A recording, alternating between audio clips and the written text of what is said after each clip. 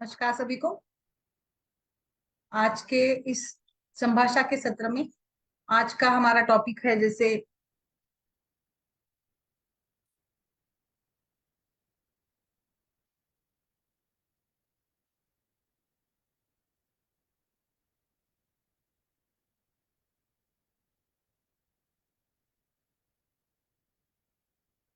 आवाज आ रही है।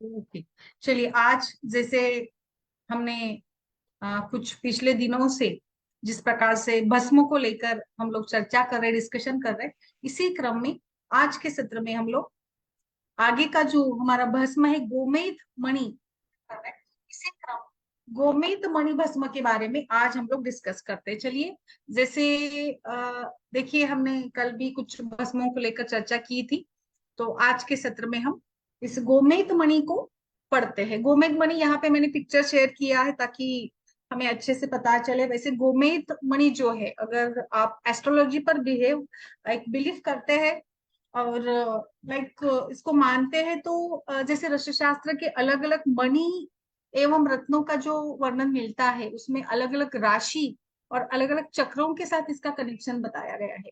और इसी क्रम में गोमेद मणि ये एक्वेरियस इस राशि के लिए उत्तम माना है। एंड सो गोमेद मणि ये अलग अलग तरह के इसमें भेद में प्राप्त होता है, जैसे सफेद, लाल, नीला और पीला। और ऐसे माना जाता है कि सफेद रंग की जो गोमेद मणि धारण करते तो उसको लक्ष्मी की प्राप्ति होती है। और बाकी जो मतलब जहाँ कुरूप है, कुछ खुरदरा सा है, उसका धारण नहीं अच्छा बताया गया है। उत्तम गोमेद कौन सा है? उत्तम गोमेद की पहचान करने के लिए जो अत्यंत चिकना और बहुत ही अच्छे से दिखने में स्वच्छ, गोमूत्र के समान वर्ण वाला हो, स्निग्ध तथा समान आकार का हो, और लाइक बहुत ज्यादा वेट भी ना हो, ऐसा जो गोमेद मणि है वो काफी अच्छा माना गया है। या इसका मतलब ग्रहण करना चाहिए, इसका उपयोग हमें करना चाहिए, जिसको उत्तम गोमेद मणि बताया जाता है। गोमेद मणि का उपयोग करने के पहले हमें इसका भस्म बनाना पड़ेगा।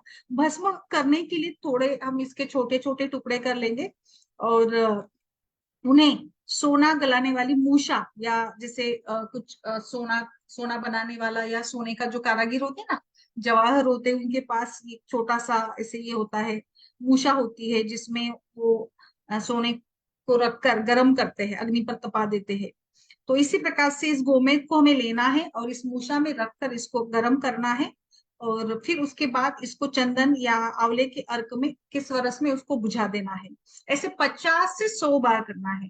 यानी अर्थात जब तक मणि नरम होकर आपसे आप टुकड़े ना हो जाए, यानी जब तक हम लोग इसको गर्म करेंगे ताकि अपने आप से वो एकदम से सॉफ्ट बनेगा और इसका हम लोग टुकड़ा कर सकेंगे। इस प्रकार की एक विधि बताई गई। दूसरी विधि में ये बताया गया है, जैसे आमतौर पर हम लोग नींबू स्वरस का उपयोग करते हैं, नींबू रस में इसको 3 घंटे तक सेदन करने से भी गोमेद मणि जो है उत्तम शुद्ध बन जाता है। अभी ये हमने शोधित कर लिया है, आगे इसको बहुत अच्छे से साफ करके और कूट कर और अच्छे से वस्त्र कपड़े के साथ या छन्नी के साथ हम इसको छान लेंगे। और फिर छान लेंगे और फिर से इसमें आंवला रस, ताजे आंवले का रस डालकर अच्छे से मर्दन करेंगे और छोटी छोटी इसकी टिकिया बना देंगे। और फिर इसको कूट देंगे। कूट देने के बाद इसका मर्दन करेंगे फिर से, और फिर आपका ये रेडी हो जाएगा भस्म। अभी जैसे कि कोई भी आप रत्नों का भस्म अगर बनाना चाहते हैं तो इसको बहुत ज्यादा मात्रा में ना बनाएं और मतलब कम कम मात्रा में ही बना बनाकर इसका प्रयोग करना अच्छा बताया जाता है।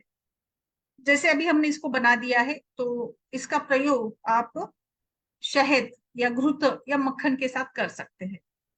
जैसे गोमेद मणि का प्रयोग कहाँ करेंगे, कहाँ इसका क्लिनिकल इंपॉर्टेंस क्या है, कहाँ कहाँ पर इसका प्रयोग हमें करना है?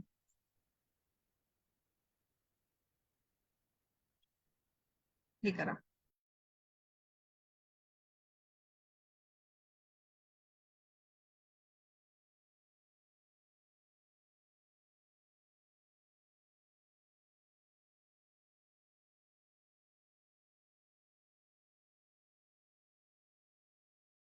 इस प्रकार से इसको हमने कहाँ कहाँ पर उपयोग करेंगे। देखिए, गोमेद मणि ये मुख्य रूप से पित्त की विकृतियों के लिए बहुत अच्छा माना गया है।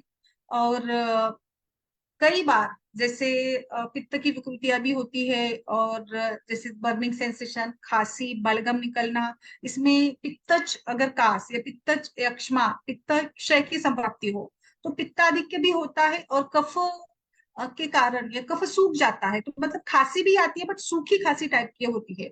और इसमें क्या होता है कि पेशेंट खांसते तो है, और खांसने के साथ साथ मतलब हमें लगता है कि इनको कफ का विकार है तो हम लोग कफ की चिकित्सा करें, बट बीच बीच में उनको पसीना भी आ जाता है। तो इस प्रकार से कभी बुखार भी आ जाता है, तो हमें फिर पित्त, कास, श्वास और कफ की संप्राप्ति इसमें मिल जाती है। ऐसे में ये कमजोरी, धातु का क्षय, बल कम होना, और इससे के साथ साथ रक्ताणुओं की कमी के कारण कभी कभी पीलापन आ जाता है।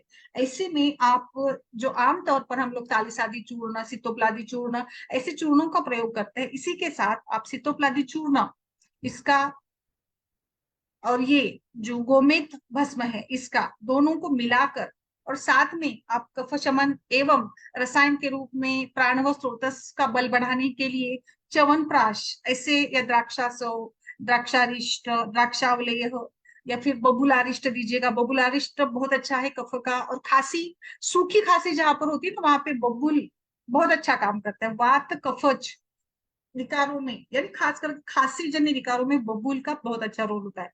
तो इस प्रकार से वहां पे प्राणव स्रोतस का बल बढ़ाने के लिए, खांसी के लिए आप इस प्रकार से सितोप्लादी चूर्ण के साथ, च्यवनप्राश के साथ इसका प्रयोग करवाइएगा।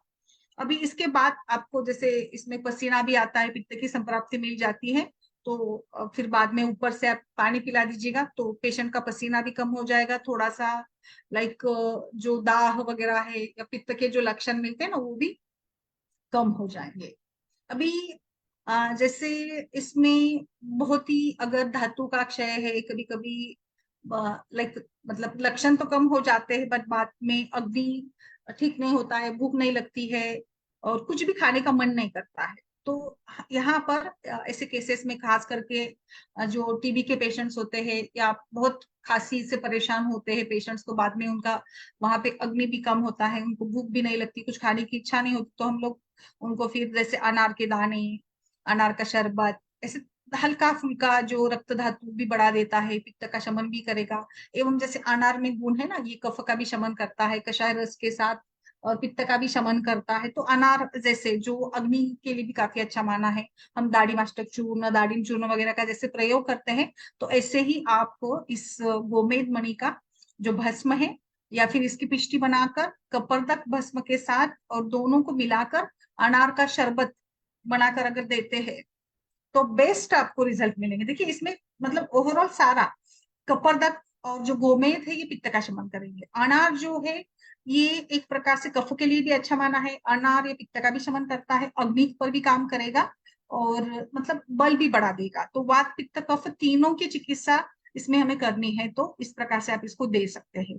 गोमेद मणि भस्म जैसे मैंने कुछ राशि का एवं प्लैनेट का इसके साथ कनेक्शन बताया था, वैसे ही यह बहुत ही ज्यादा कफ के साथ साथ ये पित्त और वात के लिए बहुत अच्छा है। वात में जैसे चंचलता होती है, ये चंचलता हमारी महिलाओं में मेनोपॉज के दरमियान काफी बढ़ जाती है, और मेनोपॉज में जो कंफ्यूजन है, चीजों को भूलना है, कुछ कंसंट्रेशन नहीं हो पाता है, कुछ निर्णय लेने की क्षमता में कमी होती है, मेनोपॉजल सिंड्रोम के जो भी सारे लक्षण होते हैं ना, इसमें रजोगुण की प्रबलता के साथ साथ कंफ्यूजन, मेमोरी लॉस, थकान, मानसिक थकान, कुछ सोचता नहीं, कुछ काम करने की क्षमता नहीं होती है, पहले से बहुत ही लो लेवल महसूस होती है। लो लेवल ये केवल शारीरिक रूप से नहीं है, तो मेंटली भी पेशेंट को लगता है कि कुछ करने का मन ही नहीं होता है। ऐसे सभी मामले में यह बहुत अच्छे से बुद्धि का वर्धन करता है, और जैसे रज की विकृतियों को एवं तम यानी आलस को भी ये कम कर देता है। तो बुद्धि वृद्धि के लिए गोमेद की पिष्टी एक रत्ती, और उसके साथ अगर आप ब्राह्मी या वचा, जो बुद्धि पर काम करने वाले या मस्तिष्क विकारों में या मस्तिष्क पर कार्य करने वाले द्रव्य को मिलाकर, और उसके साथ आप घी का, मिश्री का अगर अनुपान देते हैं, तो मुझे लगता है ये एक बहुत अच्छा रसायन भी बन जाएगा। जो बच्चे थोड़े से मंद लग रहे हैं आपको, और आपको लगता है कि नहीं इसमें थोड़ा सा आलस भी है और ये कुछ अच्छे से डिसीजन नहीं ले पाता है, उसकी बुद्धि इतनी तीक्ष्ण नहीं है, ऐसे बच्चों में भी आप इसका ब्राह्मी और वचा चूर्ण के साथ चीनी मिलाकर इसका सेवन जरूर करवाइएगा। तो ये बुद्धिवर्धन के लिए भी काफी अच्छे से काम करेगा। इसका उपयोग मस्तिष्क पर काफी होता है। सो मेंटल रिलैक्सेशन जो महिलाओं में इनफर्टिलिटी के साथ, रिपीटेड अबॉर्शन के साथ, या जो भी लाइक कभी कभी मेनोरोजिया, मेट्रोरोजिया, श्वेत प्रदर, ऐसे व्याधि में भी महिलाओं का माइंड बहुत ही व्यथित होता है और मेंटली वो बहुत ज्यादा स्ट्रेसफुल रहती है, कंफ्यूजन रहती है कभी कभी। फिर प्रेगनेंसी को लेकर भी हो, या जो भी उसके सामान्य विकार हो, या मेनोपॉज में तो वैसे भी महिलाओं का मन काफी व्यथित रहने लगता है, बहुत अकेलापन लगता है, अकेलेपन के साथ साथ कुछ खालीपन सा भी लगता है। तो मस्तिष्क पर इसका बहुत ही ज्यादा, मतलब मस्तिष्क को फ्रेश रखने के लिए, माइंड बूस्टिंग एक्टिविटी आप इसको बोल सकते हैं, ये गोमेद मणि काफी अच्छे से करती है। और इस प्रकार से ये आपको बल, वीर्य और आयु की प्राप्ति करा देती है। सो ये गोमेद मणि जो है, आई थिंक महिलाओं के सभी प्रकार के ऐसे विकार जहाँ पे मेंटली वो बहुत ही ज्यादा कंफ्यूज है, उसका मन ठीक नहीं है, मन पर काम करना है, जो मेनोपॉज में ज्यादा उसकी आवश्यकता होती है, उसमें आप इसका प्रयोग कर सकते हैं। ठीक है। इसी के साथ साथ गोमेद मनी ये मेंटल डिस्टर्बेंस में तो है ही, बट जो कुछ इनसिक्योर पर्सनालिटी वाले लोग होते हैं, यानी खास करके मैं बताऊं तो ये वात प्रकृति का ही लक्षण होता है, इनसिक्योरिटी और तनाव, संशय लेना, कुछ डाउटफुल नेचर होता है, और वो काफी रिश्तों में भी इनसिक्योर महसूस करते हैं। ऐसी पर्सनालिटी अगर हो तो उसमें आप इसका प्रयोग बहुत अच्छे से कर सकते हैं। मेनोपॉज में डिप्रेशन, एंजाइटी और चिंता करना, स्ट्रेस, मतलब छोटी छोटी बातों का, अनाप शनाप बातों को लेकर भी महिलाएं बहुत ज्यादा चिंतित रहती हैं। ऐसी चिंता की अवस्था में भी आप इसको दे सकते हैं। मेनोपॉज के साथ साथ, या वैसे भी मेंस्ट्रुअल जो कुछ एबनॉर्मलिटीज होती है, या मेंस्ट्रुएशन के दौरान, बाद में भी, या आयरन डिफिशियंसी के साथ साथ, अस्थि क्षय के साथ साथ महिलाओं में हेयर फॉल की काफी समस्या होती है। तो आपका ये गोमेद जो है अस्थि की पुष्टि भी करता है, and in all that way ये अस्थि धातु से रिलेटेड जो केश है इसका भी पोषण करता है। सो हम हेयर फॉल में भी आप इसका प्रयोग कर सकते हैं। इसी के साथ साथ ये जैसे कि वात एवं पित्त या त्रिदोष पर काम करता है, तो आप हाई ब्लड प्रेशर्स में, या थकान में, फिजिकल या मेंटल वीकनेस पे भी आप देते हैं। जैसे हाई ब्लड प्रेशर ये एक प्रकार से पित्त की विकृति अगर आप मानेंगे तो बिल्कुल। और इसी के साथ साथ वो में पिष्टि या भस्म, दोनों का भी neurological diseases, heart diseases, neurological diseases जैसे कि मैंने अभी इंसोमिया का बताया, फिर सिजोफ्रेनिया हो, या फिर इपिलिप्सी हो, पैरालिसिस हो, ऐसे में भी आप इसका प्रयोग कर सकते हैं। ये आपको जैसे चेस्ट पेन, या बहुत ही ज्यादा छाती में धड़धड़ हो रही है, हार्ट पाल्पिटेशंस बढ़ रहे हैं, जो आमतौर पर मेनोपॉज के सिंड्रोम में भी आता है, तो इसमें भी आप दे सकते हैं। मेन इसका इंडिकेशन वही है, टैकीकार्डिया या न्यूरोलॉजिकल डिसऑर्डर्स में काफी अच्छे से गोमेद पिष्टी या गोमेद का भस्म काम करता है। ये एक बेस्ट ब्रेन टॉनिक है, it nourishes brain, it is a heart tonic too. ये एडेप्टोजेनिक है, ये एक बहुत अच्छा डी डी म्यूकोजेनिक है, यानी म्यूकस को या जैसे बलगम को निकालता है। जैसे मैंने अभी शुरू में ही इसका प्रयोग बताया था, भले ही इसका जो वीर्य है ये शीत है, बट फिर भी ये बहुत ही अच्छे से रसायन के रूप में, या लाइक च्यवनप्राश के साथ उपयोग करते हैं, तो प्राणव स्रोतस पर भी काफी अच्छे से काम करता है। इसी के साथ साथ ये बुद्धि के लिए भी काफी सुंदर काम करेगा। जैसे कि पित्त के लक्षणों में फ्रस्ट्रेशन, एंगर, कुछ जैसे थॉट्स आते हैं ना, हार्मिंग के थॉट्स आते हैं, सुसाइडल थॉट्स आते हैं, और नींद ठीक से नहीं आती है, बहुत ज्यादा ओवर थिंकिंग, रेस्टलेसनेस लगना, ये सारे सिम्टम आपको कुछ हार्मोनल इम्बैलेंस में महिलाओं में मेनोपॉज के साथ साथ, या बहुत ज्यादा स्वेटिंग, अचानक से घाम आना, ये सारे लक्षण आपको मिलेंगे पित्त की एग्रीवेशन के साथ। तो वहां पर आप इसका प्रयोग करिएगा। किसके साथ करेंगे लेकिन? इसका उपयोग अगर आप मुक्ता पिष्टी के साथ करते हो तो बेस्ट, यानी गोमेद पिष्टी आप लीजिएगा 125 मिलीग्राम, इसमें डालिएगा मुक्ता पिष्टी 125 मिलीग्राम। अगर आपको लग रहा है कि इसमें ओवरऑल कुछ अच्छा इफेक्ट आना चाहिए, नींद भी अच्छी आनी चाहिए, वगैरह वगैरह सब कुछ, मेंटली डिफिकल्टीज है, डिस्टर्बेंसेस है, तो इसमें आप ऐड करिएगा एसटी मधु 500 मिलीग्राम, फिर शंख पुष्पी 500 मिलीग्राम, एवं आप इसको जटामांसी भी ऐड कर सकते हैं 500 मिलीग्राम, और ब्राह्मी ऐड करें 500 मिलीग्राम। तो इस प्रकार से ये पूरा कॉम्बिनेशन, जिसमें मैंने बताया आपको गोमेद की पिष्टी, मुक्ता पिष्टी या भस्म, और साथ में मुलेठी, शंखपुष्पी, जटामांसी और ब्राह्मी, ये कंबाइन करके अच्छे से गाय के दूध के साथ या पानी के साथ दीजिएगा। काफी महिलाओं की समस्या के लिए, नींद नहीं आना, और महिलाएं ज्यादा चिंता करती है, कुछ छोटा छोटा जो भी प्रॉब्लम होता है उसको लेकर भी काफी वरीड रहती है, उनके लिए बहुत अच्छा रहेगा। नेक्स्ट, कुछ महिलाओं में एपिलेप्सी के अटैक्स भी आते हैं, सीजर्स भी आते हैं, सूतिका जन्य में ज्यादा मिल जाता है, तो उसमें आप इसका अभ्रक भस्म के साथ प्रयोग करिएगा। यानी गोमेद पिष्टी आपको लेनी है 125 मिलीग्राम, इसमें अभ्रक भस्म डालिएगा 125 मिलीग्राम, और इसमें आप जटामांसी अगर आप डालते हैं, जैसे जटामांसी का जो प्रभाव है भूतग्न माना गया है, तो ये आप डालिएगा 1000 मिलीग्राम, और ऐसे मिलाकर दीजिएगा, बहुत अच्छा है। टैकीकार्डिया, जो एक काफी लोगों में ये लक्षण मिलता है, जैसे कि मतलब हार्ट मसल का तनाव ज्यादा होता है, हार्ट मसल वीक होने के साथ साथ भी होता है, और फिर हार्ट रेट कंट्रोल करना, तो इसके लिए आपको इसके कंबाइन करना है मुक्ता पिष्टी के साथ। आप इसमें फिर अर्जुन की पाउडर, छाल की पाउडर भी ऐड कर सकते हैं। तो अगर आपको इस कॉम्बिनेशन को यूज करना है तो मैं पूरा फॉर्मूला बता देती हूँ। आप इसमें डालिएगा गोमित की पिष्टी या भस्म 125 मिलीग्राम, मुक्ता पिष्टी या भस्म डालिएगा 125 मिलीग्राम, अदरक डालिएगा 125, एंड फिर अर्जुन की छाल डालेंगे 500 मिलीग्राम, और जटामांसी भी ऐड कर सकते हैं। ये आपको देना है। आप इसका प्रयोग इवन आप हाई ब्लड प्रेशर में, और हृदयगत तनाव, चेस्ट पेन, कुछ पेन हो रहा होगा, या फिर टैकीकार्डिया पल्पिटेशन के लक्षण मिलते हो, तो इसमें भी आप कर सकते हैं। सो आई थिंक अगर आपको गोमेद भस्म यूज करना है, जैसे मैंने बुद्धिवर्धन के लिए बच्चों में बताया था, तो बच्चों का डोज रहेगा 5 to 10 मिलीग्राम। बट थोड़ा अडल्ट बच्चा है, यानी चिल्ड्रन के स्टेज में रहेगा, तो 30 to 60 मिलीग्राम, और अडल्ट में इसका डोज रहेगा 60 से आप स्टार्ट कर सकते हैं 250 मिलीग्राम तक। It is best to avoid during pregnancy. Old age में तो मैंने खुद से बताया कि आप इसका जरूर प्रयोग करिएगा, एंड मैक्सिमम आप इसका डिवाइडेड डोज भी यूज करेंगे तो 750 मिलीग्राम से ज्यादा नहीं होना चाहिए। तो आई थिंक इस प्रकार से गोमेद भस्म ज्यादा अच्छा अनुपान इसका है दूध या फिर मक्खन या फिर शहद घी भी चल जाते हैं, दिन में 2 बार दीजिएगा। वैसे गोमेद भस्म के का कोई साइड इफेक्ट्स तो अभी तक नहीं मिले हैं, बट जैसे मैंने बताया प्रेगनेंसी में यू अवॉइड करें तो ज्यादा बेहतर है। एंड इस प्रकार से आई थिंक गोमेद भस्म, ये जिसका नाम है कैल्शियम एल्यूमिनियम सिलिकेट, जो आप एक स्टोन, जेम स्टोन के रूप में इसका प्रयोग हम लोग करते हैं।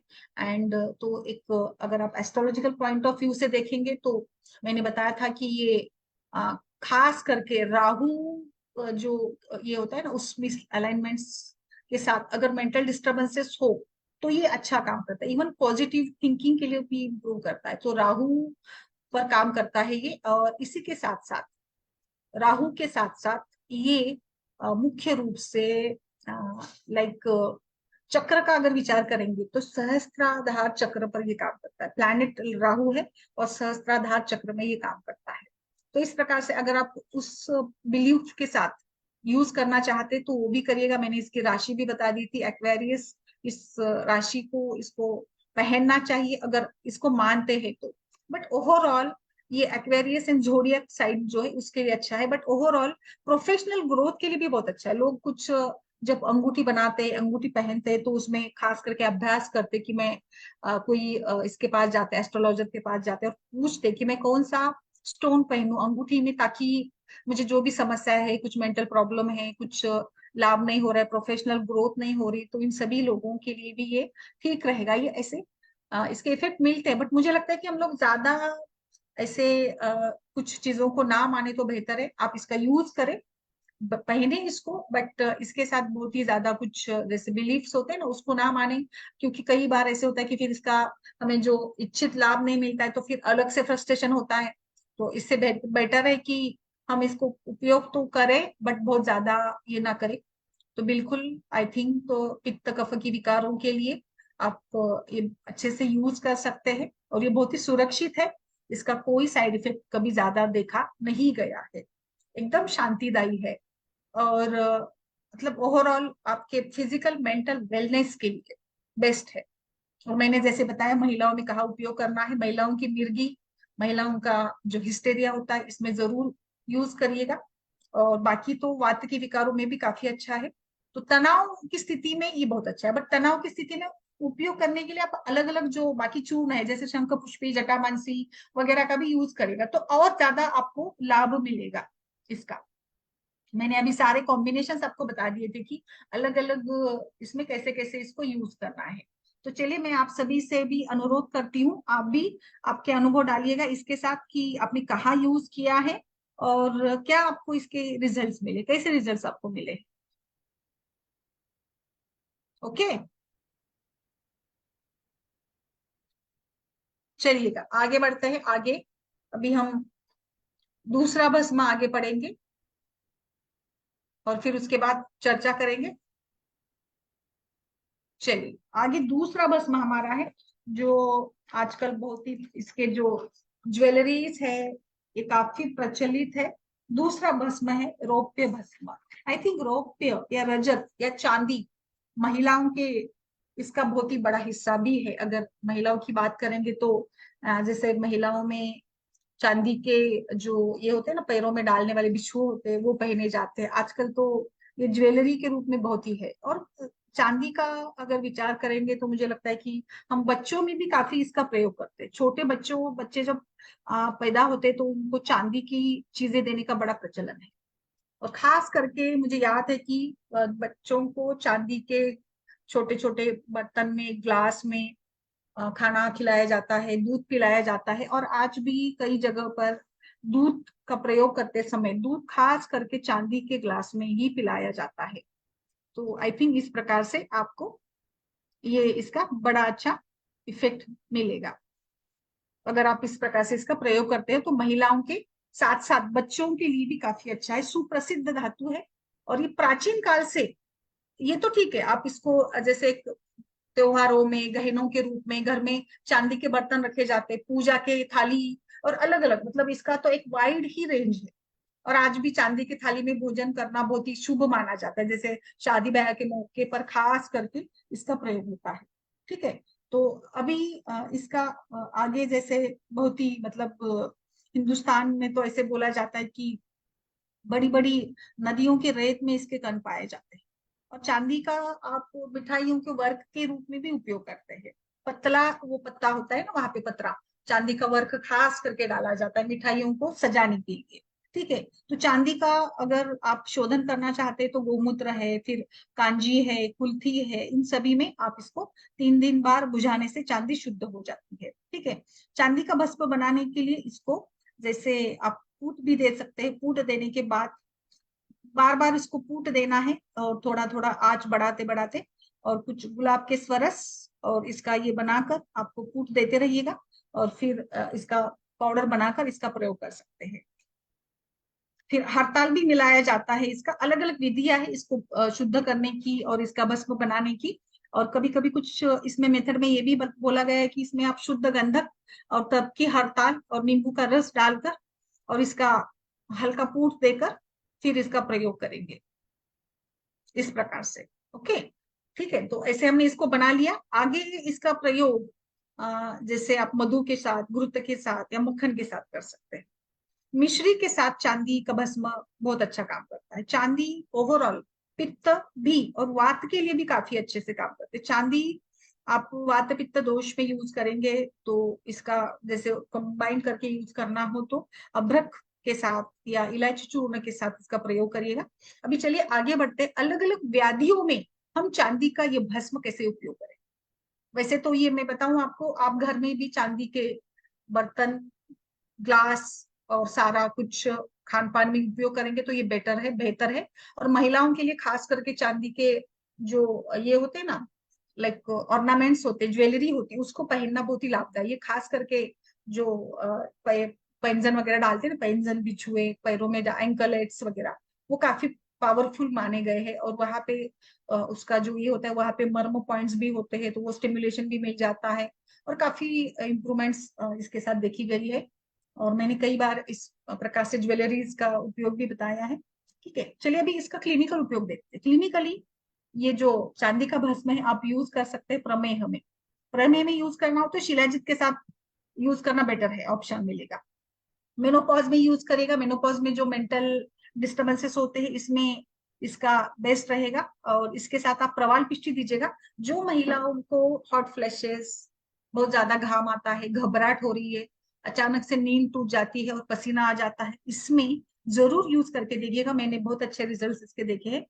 और इसके साथ आप प्रवाल पिष्टी दीजिएगा। और जो महिला बोल रही कि मुझे छोटी छोटी चीजें याद नहीं रह रही है, तो उसमें आप इसका जो स्मृति के ऊपर काम करने वाले स्मृति सागर रस, या फिर आप ब्राह्मी का पानक वगैरह शरबत वगैरह भी यूज कर सकते हैं, उसके साथ भी आप इसका उपयोग करिएगा। आप अगर कुछ ऐड दूसरा भस्म भी करना हो, तो जैसे हम लोग भस्मों का ही प्रयोग अगर पढ़ रहे हैं कर रहे हैं, तो उसमें चांदी और वंग भस्म और शिलाजित भी मिला दीजिएगा, तो बस बेस्ट काम हो जाएगा। ओवरऑल सभी काम हो जाएंगे, मतलब शिलाजीत के साथ मूत्र विकृति या वंग भस्म के साथ शुगर कंट्रोल में रहना, शुगर की बीमारी अगर है इसके साथ महिलाओं में, मेनोपॉज में होता है ना थोड़ा एज के साथ, तो ऐसे में तो बहुत ही, मतलब मैंने ऑलरेडी प्रमेय में इसका उपयोग बता ही दिया था, तो बेस्ट ही रहेगा। फिर जैसे हमने एनीमिया को लेकर भी काफी कल भी बात की थी, तो एनीमियाज में काफी सारे भस्म है, त्रिवंग वगैरह, तो इसके साथ भी आप चांदी मंडूर मिलाकर दे सकते हैं, या फिर इसका आप ऐसे कॉम्बिनेशन करिए। पांडु रोग में जो पित्त की संप्राप्ति हो, या कामला वगैरह में भी हमें जरूरत पड़ती है ना शुंठ वगैरह उपयोग करने की, त्रिकटु का उपयोग करने की, तो आप इसको चांदी भस्म, मंडूर भस्म और त्रिकटु ऐसे कंबाइन करके दीजिएगा पांडु में। बेस्ट, मतलब त्रिकटु अग्नि भी बढ़ा देगा, धात्वाग्नि लेवल पर जो मेटाबॉलिज्म है उसको इंप्रूव करेगा। सूखी खांसी में आप इसका प्रयोग करेंगे, उसमें आप जरूर डालिए, टंकन भस्म के साथ करिएगा। और फिर साथ में अडुलसा वासा का स्वरस दीजिएगा। चांदी रजत भस्म ये पित्त का शमन करता है, तो आप इसका प्रयोग ज्वर में भी कर सकती है। ज्वर में देना हो तो मुस्ता चूर्ण या धनिया का अर्क के साथ दीजिएगा, बेस्ट रहेगा।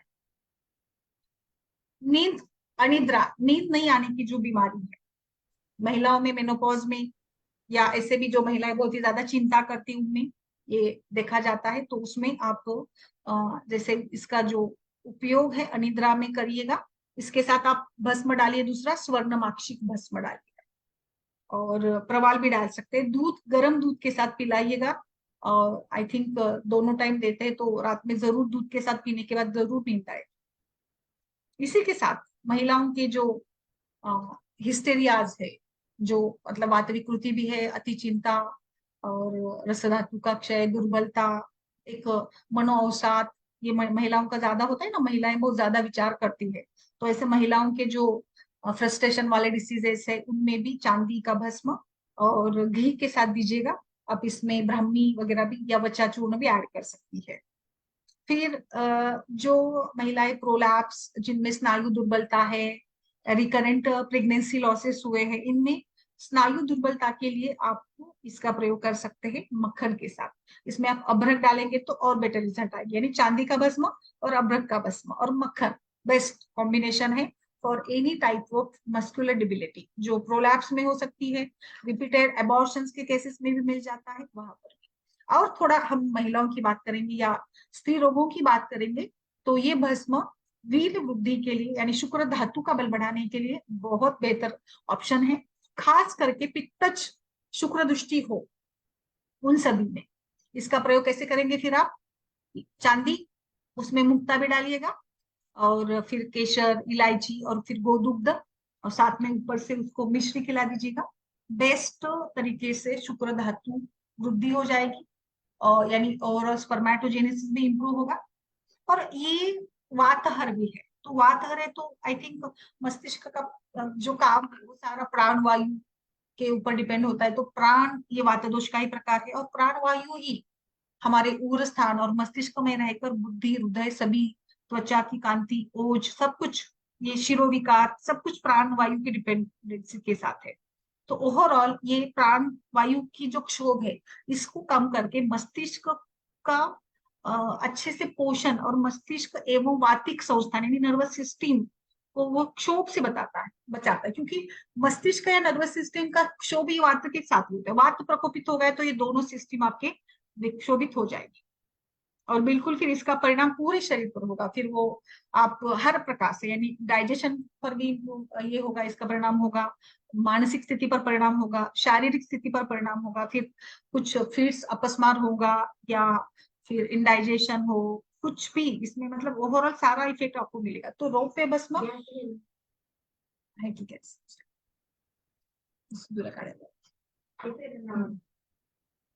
उसमें बहुत अच्छे से ये शीतल, लेखन, रुचि और ये काम सारा कुछ वो करेगा।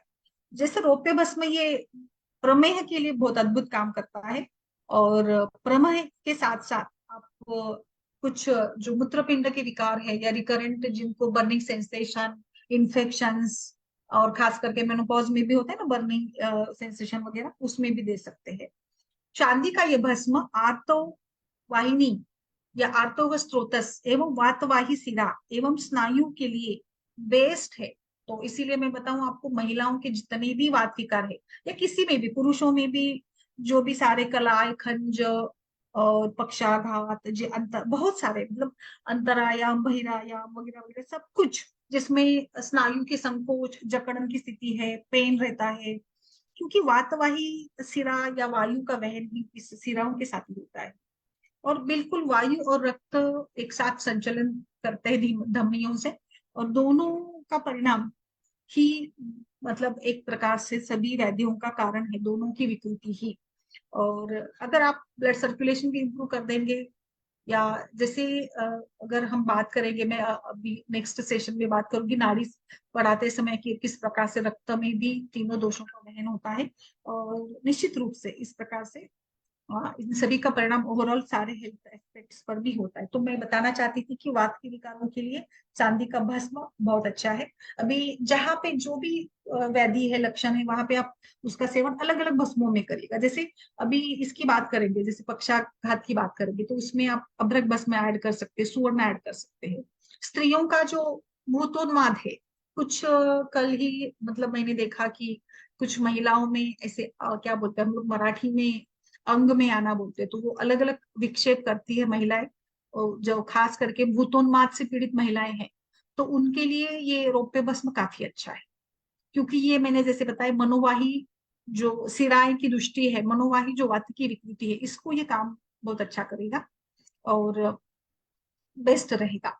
महिलाएं जो खास करके बहुत ही ज्यादा क्रोध, परिश्रम करती है, बार बार सूर्य किरण के साथ उनका संपर्क आता है, उनके साथ फिर हाइपर एसिडिटी और चिड़चिड़ापन, ये सारे लक्षण मिलते हैं, तो उसमें आप इसका प्रयोग प्रवाल के साथ करिएगा, चंद्रपुटी प्रवाल या प्रवाल पिष्टी के साथ बेस्ट रहेगा। आगे बढ़ते हैं। शुक्र धातु वृद्धि के लिए तो मैंने बता ही दिया था, और पहले वाला हमारा भी वो काम बहुत अच्छा करता है, बट खास करके आप शुक्र क्षय में वंग भस्म के साथ इसका प्रयोग करवाइएगा। जो जिन महिलाओं में कमर दर्द की शिकायत बहुत ज्यादा है, कमर में खिंचाव रहता है हमेशा, और फिर कमर के खिंचाव के कारण पीआईडी या पेल्विक पेन रहता है, मेंस्ट्रुअल पेन रहता है, इनके लिए भी जैसे आर्तव स्त्रोतस के ऊपर काम कार्य करने के लिए वंग भस्म, रौप्य भस्म के साथ दीजिएगा, काफी अच्छे से आर्तव एवं शुक्र की पुष्टि हो जाए। जहां पे आपको लग रहा है कि इन्फेक्शियस कुछ कंडीशन है, यानी पीआईडी मानिए, या जहां पर कुछ जैसे टॉर्च वगैरह का इन्फेक्शन हो चुका होता है, इसमें फिर बेटर हेल्थ के लिए, धातु बल बढ़ाने के लिए, और टॉर्च हम लोग पित्त विकृति ही मानते हैं, तो टॉर्च में भी आप इसका प्रयोग जरूर करें, क्योंकि ये कीटाणु और जीवाणु का भी भक्षण करता है। बट इसमें ऐड करें स्वर्ण भस्म, क्योंकि स्वर्ण भस्म के साथ और ओज का अच्छा निर्माण होगा, इम्यूनिटी अच्छी बढ़ेगी, और टॉर्च केसेस में फिर बाद में जो रसायन चिकित्सा होनी होगी ना, उसमें भी एक अच्छा काम करेगा। और टॉर्च में जैसे कभी कभी पित्त प्रकृति या पित्त विकृति के साथ जलन के लक्षण भी होता है, तो ये जलन भी कम करता है। आगे बढ़ते हैं। अभी ये पित्त विकृतियों के लिए तो ओवरऑल मैंने बता दिया कि कैसे ये आम्ल पित्त में भी जो अमाशय में विकृतियां होती है ना, अमाशय में गैस्ट्रिक जूस बहुत ज्यादा सिक्रेट हो रहा होता है, इस गैस्ट्रिक जूस के प्रवाह में आने के साथ साथ बर्निंग सेंसेशन, छाती में जलन, दर्द, डकार वगैरह वगैरह, इन सभी में भी आप इसको दे सकते हैं। अभी हमने कुछ काशी की बात की थी, खांसी की बात की थी, तो खांसी में भी आप इसका प्रयोग कर सकते हैं, खास करके शुष्क खांसी में। जो वात प्रदान होती है उसमें प्रवाल के साथ यूज करवाइएगा, और साथ में पेशेंट्स को आप वासावले, च्यवनप्राश या आंवले का मुरब्बा मतलब खाने 1 महीना 2 महीने उसको आंवले का मुरब्बा खाते रहने दीजिएगा। और इसमें साथ में जो रोपे भस्म डालेंगे तो वातजन्य रुक्षता भी कम हो जाएगी, और ओवरऑल जो प्राणवस्त होता है उसका भी बल बढ़ेगा। ओवरऑल श्वास का सभी में ये ऐसे ही काम करेगा, क्योंकि श्वास का कहीं ना कहीं एक मानसिक चिंता का भी परिणाम हो जाता है। फिर एक और मैं बताती हूँ कि बहुत ही भयंकर एक कोथ जैसे व्याधि होता है। इस कोथ में सड़ने लगता है, शरीर का कुछ हिस्सा, रस रक्त आदि धातु सड़ने लगते हैं। और इस सड़ने के साथ साथ, ये सड़ने की अवस्था मुख्य रूप से जो लोग प्रमेह से गुजर रहे होते हैं या जिनको कुछ उपदंश जैसे व्याधि हुए होते हैं ना, उनमें ये काफी मिल जाता है। तो ऐसे में जहाँ पे ब्लड सर्कुलेशन इंप्रूव करना है, रक्त दुष्टि हुई है, जिसके साथ रक्त सप्लाई ठीक से नहीं हो रहा है, तो उसके साथ ही वहां का जो पार्ट है वो सड़ रहा है, उसको रस रक्त आदि धातुओं को इंप्रूव करना होता है, जिसके साथ फिर पेशेंट थकान भर जाती है, कमजोरी आ जाती है। तो ऐसे केसेस में भी आप इस रौप्य भस्म का, जहाँ पे कोथ गैंग्रीन फॉर्म हो रहा है, ऐसे में आप जो मेंटल लेवल पर काम होना होता है ना, उसमें आप रौप्य भस्म जो साधक पित्त पर काम अच्छा करेगा, और बुद्धि के इसमें इंप्रूवमेंट होती है। उपदंश रोग में जैसे मैं अभी ये पढ़ा रही हूँ कोथ, तो इसमें थोड़ा और कुछ कॉम्बिनेशन हमें चाहिए। इसमें आप डालिएगा वंग भस्म, डालिएगा शिलाजित भी डालिएगा, और दूध के साथ दीजिएगा। तो ओवरऑल ये मांसपेशियों का, रक्त वाहिनियों का बल बढ़ाकर पेशेंट का जो कोथ है उस प्रक्रिया को भी वो मंद कर देगा, और पेशेंट की बुद्धि, आयु, कांति में भी परिणाम बहुत अच्छा मिलेगा। और आप इसका दूध, मलाई, घी के साथ सेवन करवाते हो, फिर इसमें आपने शिलाजित अगर डाल दिया, तो ओवरऑल पेशेंट की मानसिक चिंता, भय, सब कुछ कम हो जाती है। क्योंकि ऐसी व्याधि के साथ तो पेशेंट का आप सोचिए कि मनोबल कितना कम होता है, और पेशेंट कितना मेंटली स्ट्रेसफुल होता है। तो मेंटल स्ट्रेस के कारण वात भी प्रकोपित होगा, पित्त भी प्रकोपित होगा। तो इन दोनों का आप विचार करके इसमें फिर कभी आप वंग भस्म के साथ दे सकती है, या जैसे भी हो। फिर अगर आप इसमें प्राणवस्तुतस के पॉइंट ऑफ व्यू से विचार कर रही तो वंशोलेचन डालिएगा, सीतोप्लादी डालिएगा, इलायची चूर्ण डालिएगा, प्रवाल डालिएगा, है ना। और रस रक्तादि धातुओं की विकृति दूर करने के लिए, रस रक्तादि धातुओं का बल बढ़ाने के लिए आप इसमें मुक्ता भस्म डाल सकती है। और फिर मंडूर भी डाल सकती है, जो लीवर और यकृत को भी थोड़ा मतलब मोटिवेट करेगा। हिमैटिनिक भी है और हिपैटोजेनिक भी है ना ये मंडूर भस्म। तो आप ऐसे इसका प्रयोग कर सकती है। उन्माद मस्तिष्क संबंधित विकृतियों में आप वचा डालिएगा, ब्राह्मी चूर्ण डालिए। सो आई थिंक इस प्रकार से रौप्य भस्म बहुत ही, मतलब अभी इसके ऊपर बोलने के लिए तो मेरे पास बहुत कुछ मटेरियल है। इतना आई थिंक इसका बेहद अलग रूप है। हम चांदी को मतलब इतना ये नहीं करते ना, क्योंकि बाकी सारे भस्म होते तो रजत भस्म वैसे थोड़ा ये कुछ कम ही यूज होता है, ऐसे मेरे विचार में है। बट अब बच्चों से लेकर जीरिया तक सभी में, वृद्धावस्था तक इसका प्रयोग करवाइएगा। एक और बताऊंगी, मैंने मेंटल डिसीज की बात की थी, वातवाही संस्थान, साधक पित्त की बात की थी। तो पार्किंस या मैनिया ऐसे डिसीजेस होते हैं ना, या फिर बाइपोलर डिसीजेस होते हैं, तो इसके लिए भी ये नेचुरली कूलेंट के रूप में काम करेगा। और ये भस्म, रौप्य भस्म, इसका आप एक लेहन के रूप में या रसायन के रूप में एंटी एजिंग फॉर्मुलेशन में आप ऐड करिएगा। एंटी एजिंग में आप इसका सुवर्ण और ये रौप्य भस्म दोनों मिलाकर, फिर इसमें शिलाजीत तो कुछ च्यवनप्राश ऐसे मिलाकर भी आप इसका प्रयोग कर सकती है। मेनोरोजिया के केसेस में, हाँ अभी आगे और कुछ मैं बताऊंगी पेप्टिक इस पे काम करने वाले रुपये भस्म में, तो जहाँ बहुत ही ज्यादा ब्लीडिंग होती है उनमें आप दे सकते हैं। और वोमिटिंग डायरियाज में भी दे सकते, पित्त विकृतियों में दे सकते हैं। ऐसे ही जैसे, क्योंकि ये पित्त को थोड़ा ज्यादा मतलब काम करता है, तीनों दोषों पर भी तो काम करता ही है, बट पित्त पर थोड़ा ज्यादा इसका रोल माना गया है। सो उस पॉइंट ऑफ व्यू से आप सर्दी वगैरह में भी आप इसका प्रयोग कर सकती है। ये रसतरंगिनी का रेफरेंस है, और आपको फार्मेसीज, सारे फार्मेसीज करीब करीब इसको बनाती है, और वो तो कोई प्रॉब्लम ही नहीं है आपको की। और थोड़ा अगर हम ये विचार करें कि कौन से कल्पों में रौप्य भस्म का उपयोग किया गया है, तो वसंत कुसुमा का रस, आई थिंक वसंत कुसुमाकर, हम प्रेगनेंसी में डायबिटीज में तो ये पेटेंट है, मतलब कफ की विकृतियों में खास करके, यूटीआई में भी, डायबिटीज, यूटीआई, इससे में वसंत कुसुमाकर का काफी सुंदर रोल है, क्षय जन्य स्थितियों में यूज करते हैं ना खास, तो उसमें ये है। फिर मानस मित्र वटक में भी है, मानस मित्र वटक भी हम लोग मानसिक विकारों के लिए अनिद्रा में यूज करते हैं। जयमंगल रस में भी ये है। तो कुछ फॉर्मुलेशंस है जिसमें चांदी भस्म एक इंग्रेडिएंट के रूप में डाला गया है, और भी बहुत सारे होंगे, बट स्पेसिफिकली मैंने बताए ये क्योंकि ये मुख्य रूप से हमारे स्त्री रोगों के लिए भी यूज करते हैं हम लोग। तो ओवरऑल ये हमारा धात्री रसायन में भी है। रजत भस्म, आई थिंक रजत भस्म के ऊपर तो मतलब एक पूरा ही ये बनता है कि जहां कहाँ पर भी आप इसका प्रयोग करना चाहते वहां पे जरूर करिएगा। आई डोंट थिंक इसके लिए कोई लिमिटेशन है। रसायन करेगा, सब कुछ, एवरीथिंग, सब कुछ एक ही आप इसमें आपको मिल जाएगा इसके साथ, रौप्य भस्म के साथ। सो ये मैंने बताया। अभी आप लोग सारे मिलके बताइए मुझे, आपने कहाँ पे यूज किया है, डॉक्टर आरती जी एंड सारे डॉक्टर्स, मंदाकिनी जी, शशि जी, शशि जी कहाँ है, और बाकी सारे वैद्य लोग, माधुरी जी, डॉक्टर मैम, राधिका।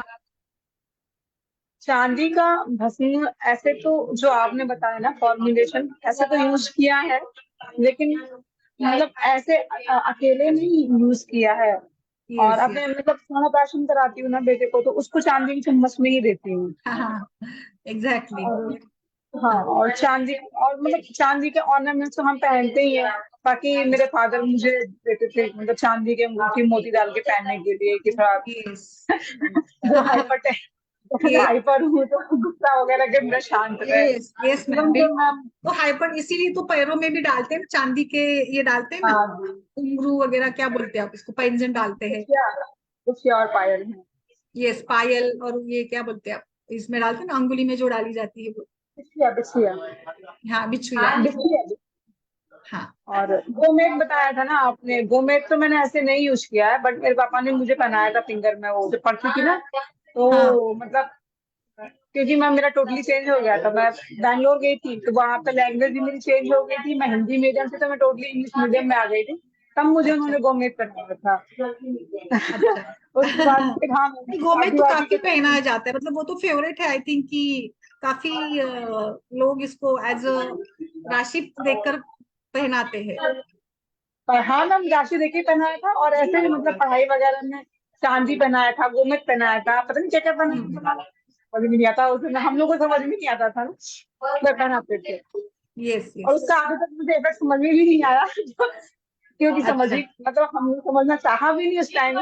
अलग ही हम लोग मूड में होते हैं ना, यंग हाँ। एज होती है, तो इन सब मतलब कोई ज्यादा हम विशेष सोचते भी नहीं इसके बारे में। यस, बिल्कुल। एक्चुअली मैम आरती जी ने भी डाला है कि बिल्कुल प्रेगनेंसी में सिल्वर के बर्तन में ही दूध पिलाने को बोलते हैं, तो बच्चों में तो आई थिंक प्रेगनेंसी में भी, बच्चों में भी। और चांदी ना मैम एंटी बैक्टीरियल और एंटी माइक्रोबियल भी है, तो एंटी वायरल भी है, तो मुझे लगता है कि बच्चों में बहुत ही ज्यादा वायरल इन्फेक्शन वगैरह जिन बच्चों में होते हैं, उनकी इम्यूनिटी बढ़ाने के लिए भी आप इस प्रकार से प्रयोग करके देखिएगा, है ना। इवन हम जब अन्नप्राशन संस्कार कराते हैं तभी भी हम लोग चांदी की चम्मच कटोरी मामा लेके आता है यस खिलाने के बिल्कुल। लिए, यस दूध बिल्कुल। खिलाते हैं उसमें। बहुत ही मतलब अच्छा इसका रोल रहता है। इवन ये एक अफ्रोडोसिक के रूप में भी है मैम, इसीलिए जब शादी के बाद जो दूध पिलाने की रस्म होती है ना, उसमें भी चांदी का ही उपयोग है। चांदी के ही ग्लास में दूध पिलाने की पद्धति है ना, जो अफ्रोडोसिक भी है, जी शुक्र मैम। धातु को भी बढ़ा देता है।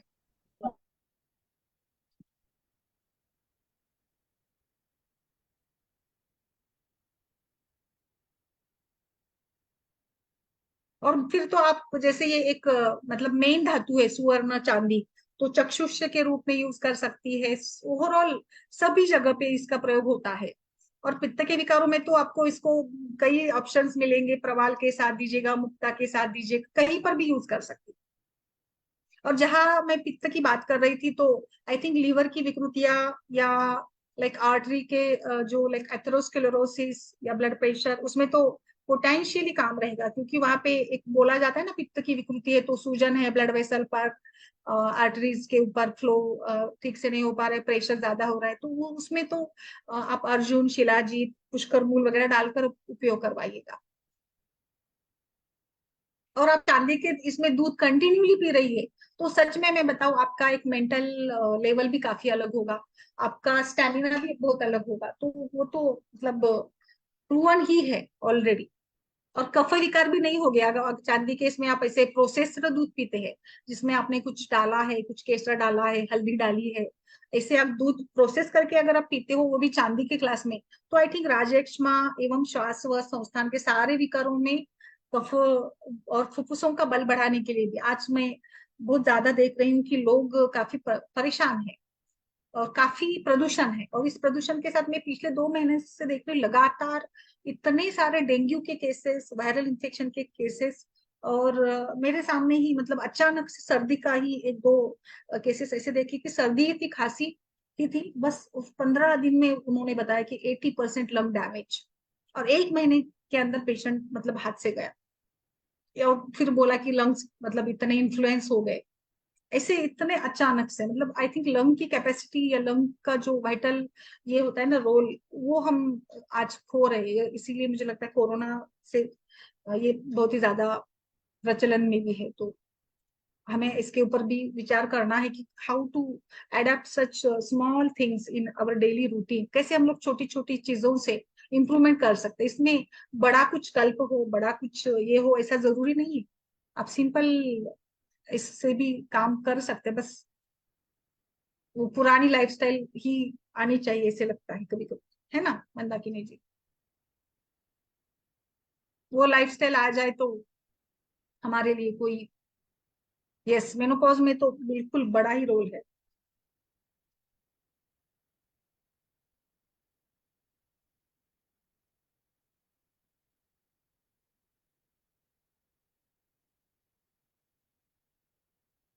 ओके,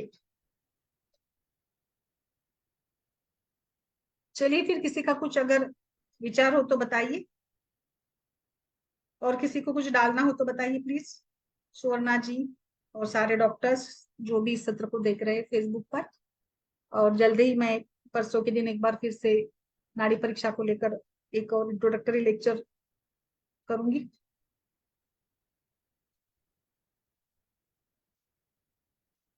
ओके मैम, होप आपको ये पसंद आ रहा हो, इसका उपयोग हो रहा हो। एक हमारा ये प्रयास है कि हम लोग फिर से अलग अलग जो आयुर्वेद के अलग अलग पार्ट्स है, कल्पनाएं हैं, इसको एक बार फिर से विचार करें, उपयोग करना शुरू करें, है ना? आरती जी बताइए, आप आइए, आप आती नहीं है सेशंस में आजकल।